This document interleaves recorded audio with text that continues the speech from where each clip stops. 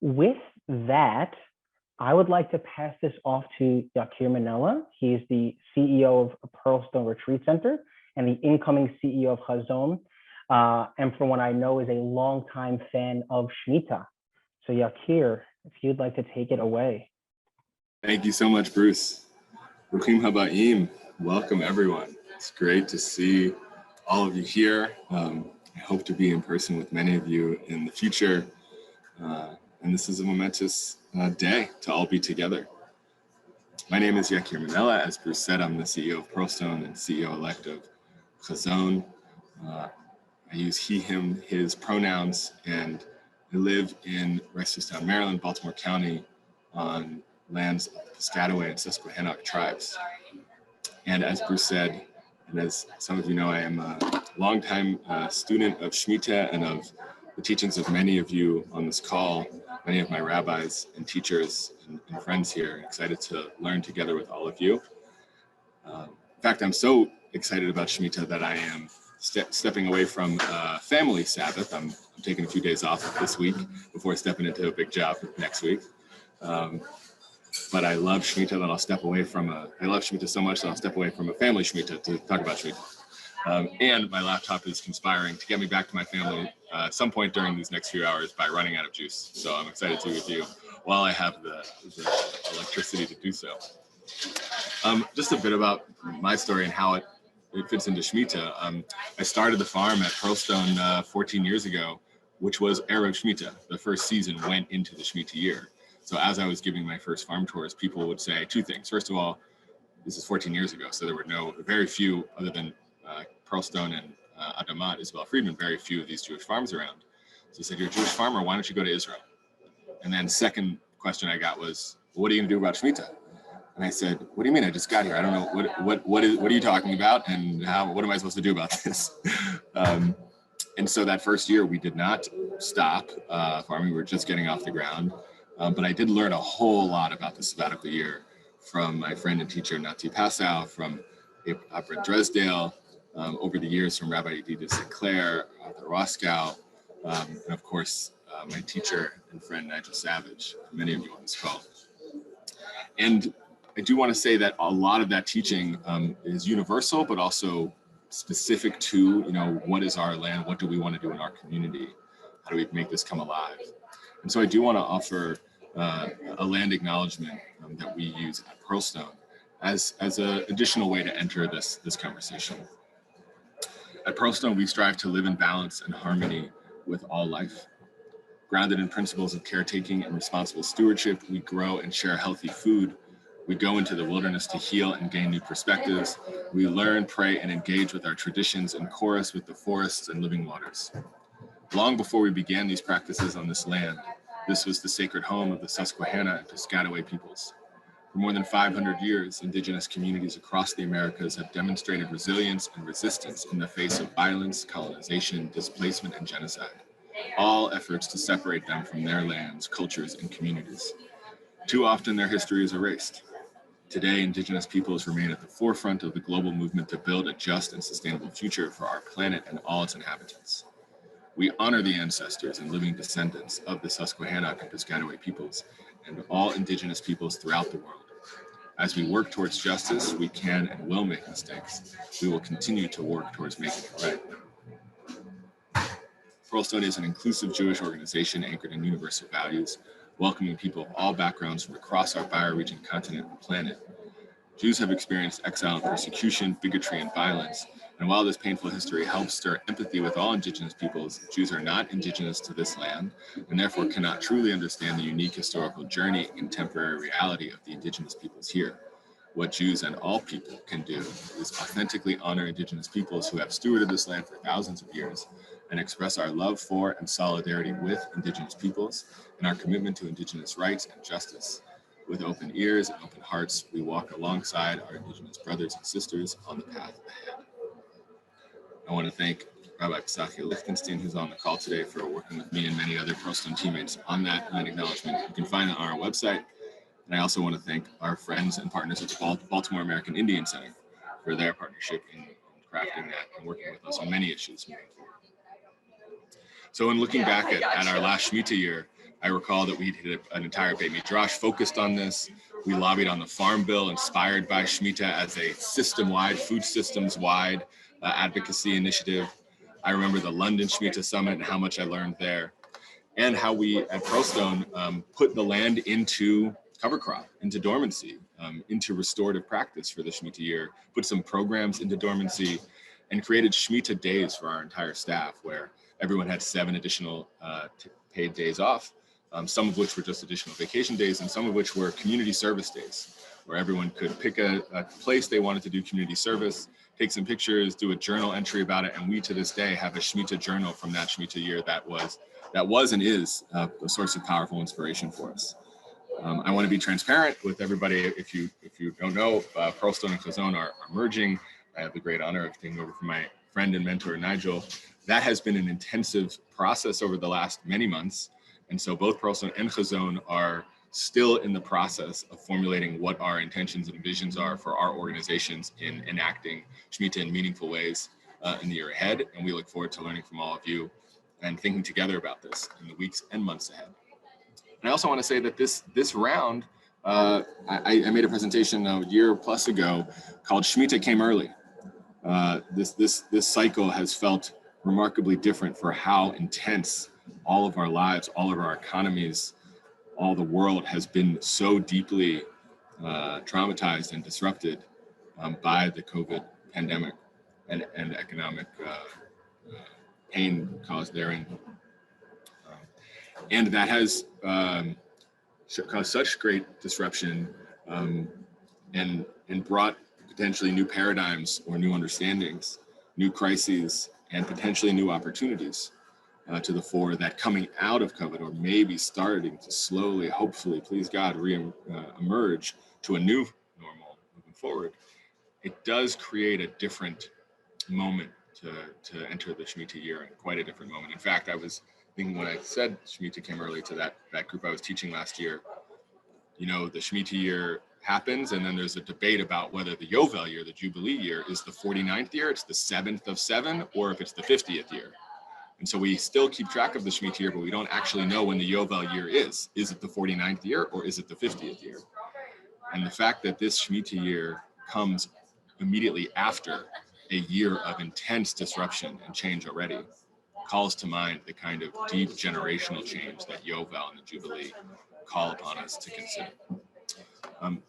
I also want to share in that context, in that vein, some of the Torah teachings on Shmita that are most, that stick with me the most. I have been exposed to so many over the years, but I want to share just a few of those that sort of shake me to my core.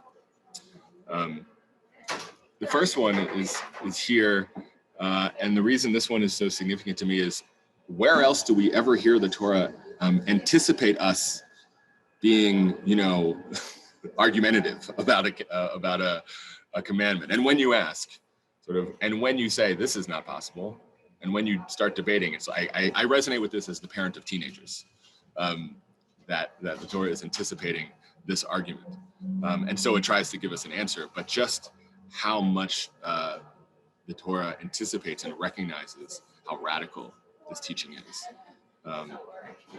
And then just in the very next chapter, and I know this is probably a strange source. I feel the words. I'm not endorsing feel the words here, but the source here does call us to think about what sabbatical year means, that it will happen. You know, as we often talk about in ecological crises, the Earth is going to survive. The question is, can human civilization, you know, sustain in a vibrant and vital and sustainable way?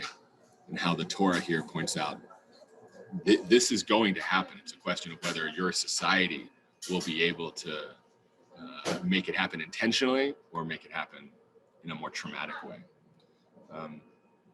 And then moving out of Torah into the rabbinic teachings, I should say, I know I'm not offering like long shiurim on any of these. I just think these are very powerful sources I want to lift up. Exile comes to the world for idol worship, sexual promiscuity, murder, and the failure to leave the land fallow on the sabbatical year. This is an intense teaching of our ancestors. for all of these categories.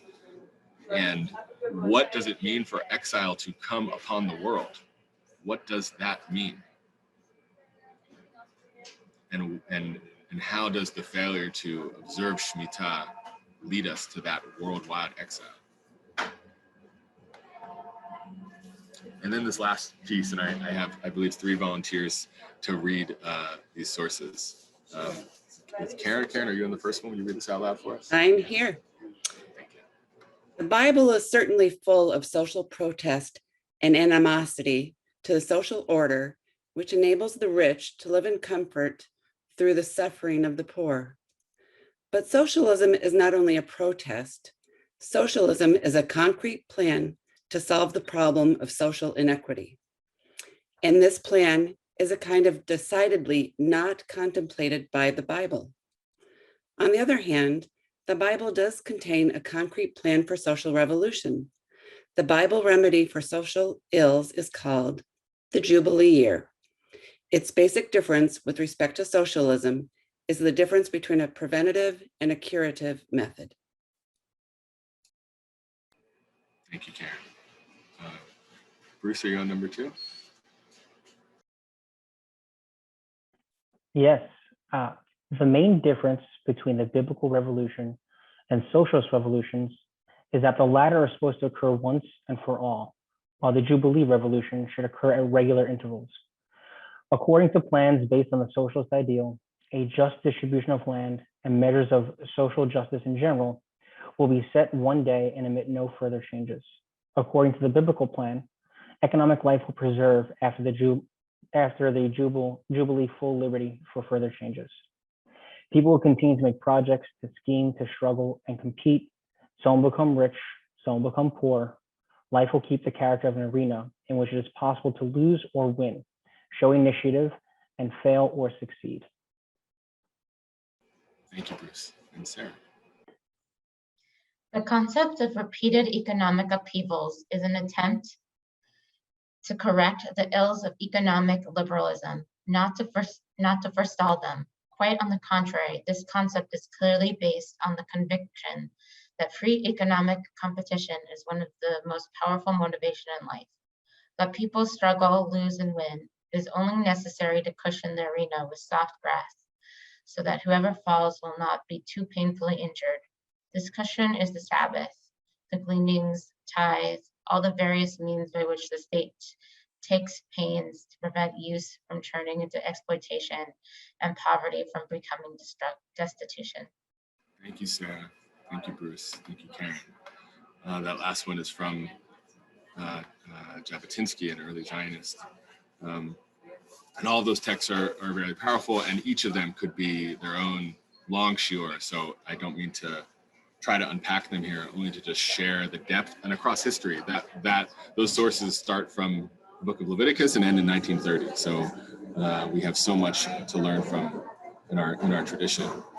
If you have any reactions, strong, mild questions, comments that come up, please go ahead, throw them into the chat, and let's just begin our discussion here. And my last thought is just that whether it's from those sources, from the great ideas that each of you have on the call today, I believe our work individually and very much so collectively is to build a new kind of culture in the Jewish community and in America, a new kind of community and real change inspired by and informed by the wisdom and the power and the radical nature of the Shemitah tradition. And the last image I want to share is probably the idea that I loved the most last time around was our friends in Israel, Shmita Yisraelit, the traveling Shemitah tent, traveling roadshow, going to towns across Israel for a week at a time, setting up a tent, raising consciousness around Shemitah. And the way that idea just represents communal space and just overlaps with ideas, of like a book swap, a toy swap, a clothing swap, a barter fair, like the kind of rethinking of economy and community and relationship that this invites us into is something that really inspires me to think about the year ahead. And there are, about 50 of us on the call today all over the world, and certainly many of us around the country in America. And I do want to ask us to, as we step into learning today, and as we get closer to the year, to reach out to me, to each other, wherever we are, to think about not only how can we practice this individually and as a family in our own corners, our own institutions, communities, but what would it look like for at some point in the Shmita year for there to be some coordinated, visible, whether it's a traveling Shmita tent or any other way that people, Jews and non-Jews all around the country and all around the world, could somehow notice that we are in the sabbatical year, that there is a way of rethinking all the systems that we are a part of. And it doesn't only have to happen through trauma, through collapse, through disruption, through pandemic, but of our own choice, our own free will, our own intention, our own love. May it be so. May we bring the blessings and the wisdom of this tradition to all of us, all of our families, communities, and broader world. Thank you all so much. Excited to learn with you and excited to hear who's on the call today. So I know we're going to jump into introductions and looking forward to the rest of the day. Thank you. Amen to everything that Jakir said. Since there's so many of us on this call, Bruce is going to split us into 2 breakout rooms, and we're going to do introductions in 2 separate spaces. So momentarily you'll be split into a room, and I will lead one of the rooms. I'm Sarah Young, Associate Director of National Programs at Hazon, and Hannah Henza, the Director of National Programs at Hazon, will lead the other breakout space of introductions. Hello, everyone. Welcome back. So this is actually the part of the event I'm most excited about because we'll actually be able to be together as an entire group for the most time here. So I really want to, I think that's a great idea, Karen. We might be able to bring that in towards the end. Muriel, if you could actually drop the link to your song in the chat so people could view it just in case we aren't able to get to it. So for this section, we're just going to share back. And, one of our big hopes for today's event was that everyone here would get some kind of new inspiration, idea, or just question that they're taking away from this, whether you're fairly new to Shmita work and kind of everything's new, exciting, or you've been doing this for a long time and you came across someone's thoughts or project that sparked something new. So we really want to take the space here to open that up and have a pretty open conversation. But there were also 3 different conversations that no one here is privy to all 3. So I'd love to invite people to talk about each conversation, just some highlights. This doesn't have to be an exact recording of what happened. We do have notes going out later on. But if some people from room 1, the post-COVID Shmita session, would like to share some highlights that came out of it with the rest of the group. And then if some people want to chime in, and then move on to room 2 and then room 3. So think about some things you want to share back, and then we'll open it up. So if there was a designated person that was going to share back from room 1, but if you're here, please do so. I don't think we had a designated person, but I took notes so I can try to synthesize what we did. Nigel led a really fantastic conversation about how do we institutionally and individually want to show up in the Shmita year, and what we did a lot of brainstorming about what that could possibly look like. We had some conversation about how can we learn from the process or from the experience of COVID, both the tragedy and the opportunity there to sort of inspire the conversations about what to do in the coming year. But then we really just brainstormed a lot of ideas, everything from the way that we think about consumption and our purchasing habits and power to the way that we think about HR practices and what are we doing with days off and times off, and is there a possibility to use that for the service of the broader community. We talked a little bit about planting trees and particularly fruit-bearing trees, and how could we use that as a way to support the broader community. And then we talked a little bit about the nature of the 7-year cycle itself, and how much that lends itself or doesn't lend itself. And we kind of had both perspectives brought into the conversation on the ways in which that can, inform the way that we respond to some of the pressing issues of today. And if I missed anything, anybody from the group chime in. Yeah, please, room 1, if you have anything to chime in and add to that, that you want to add to the conversation that came out of it? Yeah, me. Yes, Hi. please go ahead. One of the other things that was brought up that I haven't heard in the UK before is the nature of work, that pensions should be perhaps spread over a longer period of life, and that people shouldn't have to retire at 68 or 70. And there were some very interesting ideas on that, which, you know, would sort of revolutionize the whole idea of retirement and, you know, demonstrate wisdom from people that are a bit older. So that I found that interesting. And Nigel, as the facilitator of that conversation, is there anything you want to add, just things that jumped out to you about it before we move on? I just want to add, I think one thing that didn't get mentioned is that we really talked about what are things that you could do as an individual. You could not do this, not do that, not buy certain things, not buy clothes, give that money to people in need and stuff. Then an institutional thing. What would it be if institutions actually saved money for 6 years in a Shmita fund and used that? One of the ideas that came up, which had never occurred to me, was like, let's use that as a bail fund, so that people who end up in jail because they actually can't cover bail, that there is a Shmita fund that would, as it were, annul the debt of people like who literally end up going to jail because they can't bail themselves out and nobody else could. And then going up to a larger societal level, what would it be? For example, coming out of COVID, American and European governments have had the wealth, as it were, to give money, i.e. to write off debt for people and institutions that ended up, as it were, out of pocket during COVID.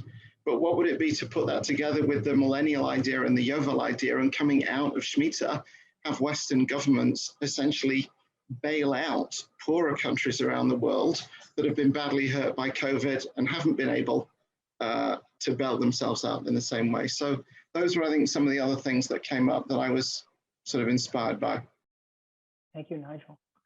So we're actually going to skip to room 3 because I know our note taker does need to get off a little bit early, but did room 3 with Mirala and climate activism, was there anyone that was selected to report back? And if you can, please jump in.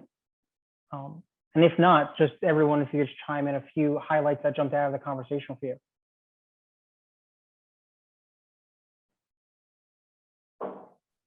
So I'll report back a little bit and look to my colleagues to augment what I have to say, which is the highlight was definitely Mirala's song. So we'll hopefully be able to share that later on. Our conversation was all about advocacy. And Mirala actually posed some really thought-provoking questions back to the group with respect to what did we think we could be doing during this Shmita year and thinking about climate change and advocacy. That really raised some interesting questions with respect to how do we relate to the earth? What is renewable energy? What is its purpose in thinking about a Shmita year? Does the Shmita year act as a year into itself, or is it a way to think about reframing ongoing and moving forward?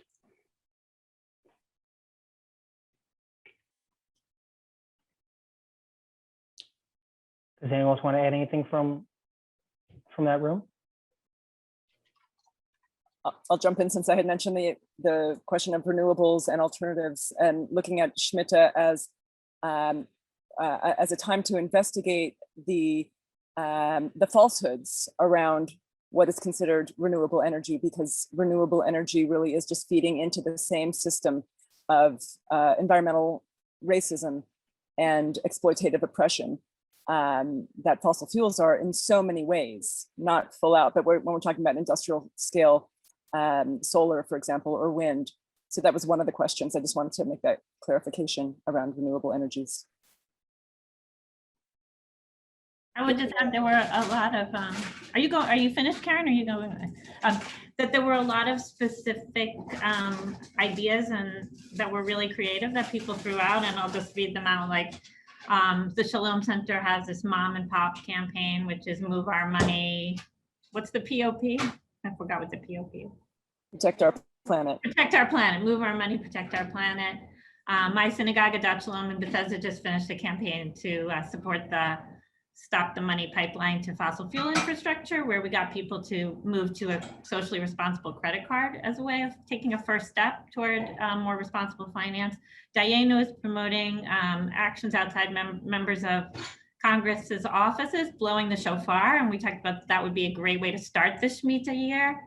Kara, I believe, talked, or maybe I forget who talked about the creative waste, reusing waste and reducing our waste during this year. Asher told us about the Shmita Hives project he's working on. Hazon has the seal of sustainability, which is a great way to get communities involved in more sustainable, making a commitment to more sustainability and picking different projects every year, starting in the Shmita year, but then continuing it. Using the resources of Jewish Earth Alliance for people to get involved in consistent advocacy. And then we were cut off in the middle of a great discussion about foraging. And there are a lot of projects around the country about collecting food that is not being used and then distributing it, which obviously reflects Shmita values. Great, thank you. And then we'll move to room 2 with Beth Grossman on Shmita and the Arts. Do we have a reporter from there?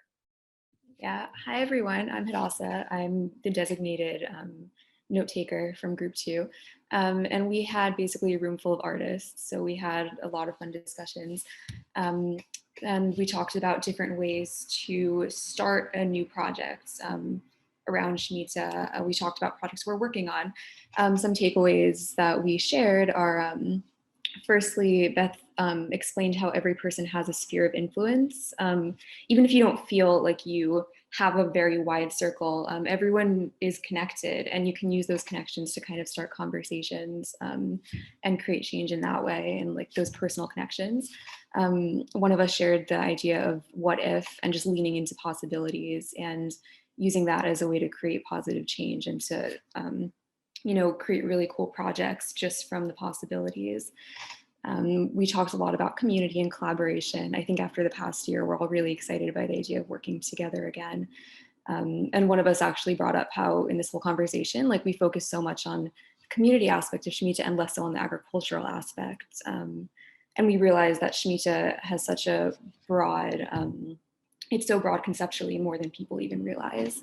And the arts is a great way to convey that. Feel free everyone to chime in. I know we talked about a lot of things.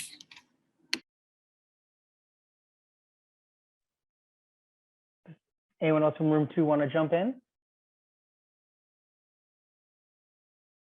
Just that there was so much excitement for continued collaboration. Some ideas that came up were artist residencies, whether virtual or real, a network, working not in the space of isolation, working in the space of togetherness and community.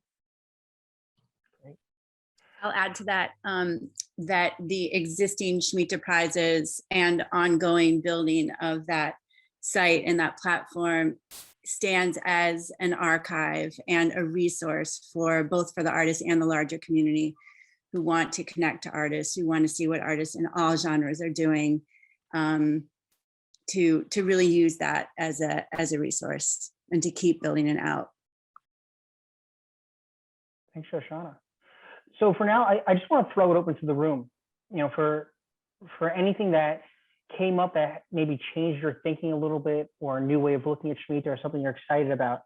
Now's the chance to share. So feel free to unmute, or if you want to raise your hand, we could look at the participants and we could call on people. But please just raise up something that's new for you out of the previous conversations from today. Yeah, Rabbi Waskow. So it's Arthur, by the way. What was new for me, it came out of a conversation about how to dig into people what the Shmita was about, and that would only happen by repetition and my adding that it needed to be joyful repetition. I used the example of when the manna and Shabbat came, that Shabbat was self-restraint, but it was joyful self-restraint. And then I realized in Leviticus, we call it Shabbat Shabbaton. We don't call it Shemitah. What if every Erev Shabbat at the Shabbat meal, well, somebody mentioned, I don't remember who, somebody mentioned the foods and how to shape people's understanding of the food that we eat. So what if, and a Seder, of course, is all about giving meaning to the foods, the matzah, the bitter herb, all the.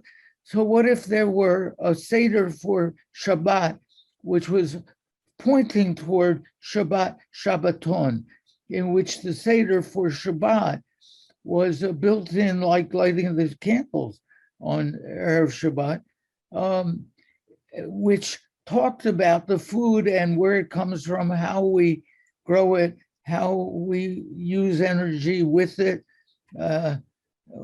and teaching people again and again, every Shabbat, what Shabbat Shabbaton, the Shemitah year, is really about. So that was a whole new thing for me, and I'm really excited about working on it. And I would love to have whoever is interested work on it with us. Thank you, Arthur. And Beth, I see your hands up. On behalf of all the artists that are here, I wanted to just say that art is really a way to engage people in a creative, welcoming, curious, raising curiosity, creating a sense of wonder about the ideas of Shemitah, and that it is also a really great way to create a point of entry into these ideas and to frame it as something special and exciting and a kind of event or a situation where we're inviting people to come and explore their own creativity. And I want to, just to the larger group here, I want to remind people that a lot of us artists have been on a forced sabbatical because of the pandemic and could really use the work as a way of getting back into it. And so I'd like you to think about whatever projects that you're planning with your institutions and your organizations, to really think about how can we engage an artist, and think about making sure that there's an artist at every table in the discussion from the beginning, rather than just like we need some kind of an art thing, but like bring us in the very beginning into the initial conversations, and you'll see that your projects will take on a different kind of breadth and excitement, and that everybody is I have found that everyone is waiting for an invitation to be part of an art event and to share their creativity. I just want to share what Rabbi Sarah Tasman said, an artist at every table. I don't know if that's actually something you want to bring to the group. There's anything you want to expand on that? No, Beth said it, and I was just saying I love that framework. I love it. It brought so much energy and excitement today to be with other artists, and thank you for that. Wonderful. Does anyone else have anything you want to share? And I particularly love to hear some things. Oh yeah, Irene, go ahead. I hope I'm not putting my foot in it. I was really appalled to hear about the prison system in the USA, about this bail business. It sounds Dickensian. I mean, I'm very pro-American, so don't get me wrong. I think all the groups I've been to under COVID conditions have really enriched my life as a Bible scholar, particularly this one. But I read a lot of Dickens, because of his attitude to Jews. And he did his whole career based on his father. And I didn't realize that I'm probably naive, that this goes on. And I think that's a very exciting idea if this is going on in America. We've got a nanny state in the UK. It's called the nanny state, and we sometimes laugh at it. But I think, maybe in this instance, we are better off than in the USA. So I would never have thought that you have to do this to people in jail, that Nigel thought of this with the bail business, that the Shemitah year. That because you can't pay for bail, you're put in jail. I just can't believe that goes on out of Victorian times.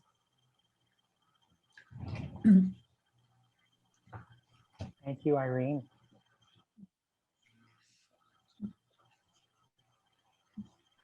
So we have time for one or two more.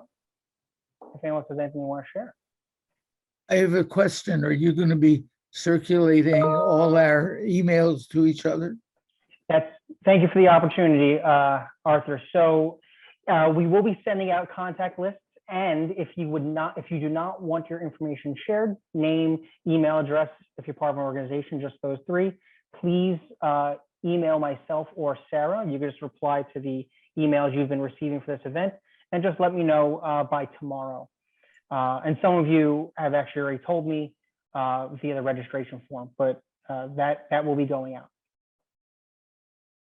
Great, thank you. So, and with that, we actually want to take some more time for people to get to know each other. So what we're going to do in our virtual setting is we're going to create some breakout rooms of just 5 people, and we'll set it for, I think we'll set it for 7 minutes, and I'll give you some updates just for people to get to know each other. So if you want to share just who you are, what you're planning to do for the Shmita year, or something you're thinking about, and maybe it's something that you need or something you give to the community. So there's kind of a give and take, and it's also a great place to exchange contact. And just be mindful of time so everyone has a chance to speak. So if you just give me a second, I will set that up. And after about 5 minutes, we will break it up. And then, sorry, after about 7 minutes, we'll break up and go into some new rooms. So we'll have a chance to meet some new people in different settings. So I'm going to open up the rooms right now. And if you don't want to join, that's fine. You could just hang back here in the main room and take a break, and we'll wrap the whole process up by 1:50 Eastern time. So the rooms are now open. Welcome back, everyone. I'll say now as a plug for giving us feedback, we always appreciate feedback, and a link to our survey and evaluation form will go out with the follow-up email, and people very rarely do give feedback. We are trying a new format for this event with breakout rooms and kind of setting things up. So whether things are too short or too long, or things, just whatever, however we experience this event, we'd love to hear back so we can improve the virtual experience in future events. And with that, I will turn it over to Nigel for a brief word. So I just simply want to say thank you to everybody. I feel very inspired. I feel very provoked. It was at the Hazon Food Conference 14 years ago during the Shmita year that we said, this is crazy that this is not on the agenda. Why is the Jewish community not taking it seriously? And that was when we launched Shmita Project. And we said then that our task was to put Shmita on the agenda of the Jewish community and to do that in terms of driving ultimately wider change. And I simply note that none of us are used to long-term cycles. And so as well as the urgency of now and all of the ideas that have come out today, many of which I hope we will bring to fruition, some of which involve doing things, some of which involve not doing things. But I think that it is now clear that there was a lot more attention on Shmita in 2014-15 than in any previous cycle. I think there is going to be a lot more attention on it this time around than there was in the previous cycle. And I want each one of us coming out of today to think of ourselves as ambassadors for this idea, which properly understood is capable of changing the nature of what it means to be Jewish, is capable of changing our institutions, is capable of changing the wider society, and is also actually capable of changing we ourselves. If you have brilliant ideas, follow up, let Bruce and Sarah know. Anything at all that you want to post on the Shmita Project website, let us know. And other than that, thank you to all of our teachers, and thank you especially to Sarah, Hannah, and Bruce on the Hazon side. And with that, Bruce, I'm handing back to you for the last word. Great, and I will actually hand it over to Sarah Young. Sarah. Perfect, so I'm gonna follow up with some checklists or logistics. First of all, thank you so much for everyone for coming. This was such an amazing conversation. Everyone throughout the day has been asking about how do we follow up, how do we stay connected. I want to say we are going to be sending out a detailed email with these steps, so you do not have to remember what I say, but some of the things you can do is join the Shmita Project Facebook group, join the Shmita Network Google group, look at the Shmita prizes, even if you don't consider yourself an artist. You may be a writer, you may just have a thought to share. There is a category for you on the Shmita prizes. There's a lot of people in different organizations. Not every organization represented here is a Shmita project partner. So please, if you are not a Shmita project partner, please email your logo to Bruce and I. And then we have our Shmita Friday blog series, which is a beautiful Divrei Torah on the Parshat HaShavua, how it connects to Shmita, thinking about how Shmita is a cycle, part of a yearly cycle, not just a once every 7-year thing. So we will also be signing, you just coming here, sharing your, this was a group that we invited you all to. Everyone here is qualified to write for that blog. So we will be sending you a sign up link if you would like to write for a Shmita Parshat HaShavua. And we will be making a contact roster. Please email us by tomorrow if you do not want to have your email included on that roster. We want everyone to be consented. So again, if you do not want your contact shared, email us by tomorrow. And I just want to say, both Bruce and I are the contacts for the Shmita project. So you can email Bruce or I about anything. And this was such a great day. Thank you so much for your time, your energy, and your ideas.